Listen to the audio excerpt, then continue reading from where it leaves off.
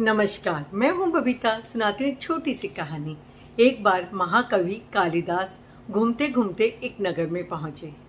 गर्मी का समय था, उन्हें जोरों की प्यास लगी। वे एक घर में पहुंचे, वहां पर एक वृद्ध महिला थी। उन्होंने कहा, अम्मा, जोरों की प्यास लगी है, क्या थोड़ा सा पानी मिलेगा? उस वृद्ध महिला ने कहा, जरूर मिलेगा, लेकिन मैं तुम्हें जानती नहीं, पहले तुम अपना परिचय दो। इस पर कालिदास ने कहा कि मैं एक पथिक हूँ।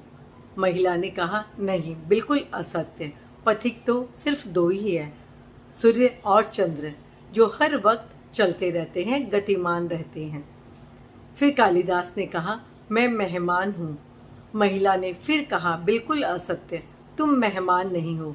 मेहमान तो सिर्फ दो ही है, यौवन और धन, जो न जाने कब चले जाएंगे। फिर कालिदास ने कहा कि मैं सहनशील हूँ। महिला ने कहा, बिल्कुल गलत, सहनशील तो सिर्फ दो ही है, वो पृथ्वी और दूसरा पेड़। पृथ्वी जो पापी और पुण्य सबको अपने ऊपर समाहित किए हुए हैं। पेड़ जिसे कितना भी पत्थर मारो तो भी वो मीठे फल ही देगा। फिर कालिदास ने कहा कि मैं हठी हूँ। महिला ने कहा, फिर से गलत, हड्डी तो सिर्फ दो ही है, वो है बाल और नाखून। उन्हें जितना भी काटो वो बढ़ते ही जाते हैं, बढ़ते ही जाते हैं। कालिदास परेशान हो गए थे, प्यास से व्याकुल हो रहे थे और उस वृद्ध महिला के चरणों में गिर गए। महिला ने कहा, तुम फिर से सोचकर बताओ, तुम कौन हो? तब झल्लाते हुए कालिदास ने कहा, मैं मूर्ख हूँ। तब महिला ने कहा, नहीं, बिल्कुल गलत, मूर्ख तो दो ही है, एक यहाँ का राजा और दूसरा यहाँ का राज पंडित। राजा बिना योग्यता के राजपाट संभाले हुए है और वो पंडित जो हर गलत बात को अपने तर्क से सत्य साबित करने में लगा हुआ है। तुम मूर्ख भी नहीं हो।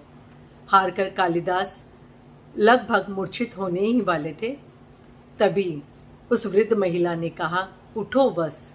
ये सुनकर कालिदास में मानो प्राण का संचार हो गया। उन्होंने मुंह ऊपर उठाया, हमने देखा साक्षात सरस्वती थी।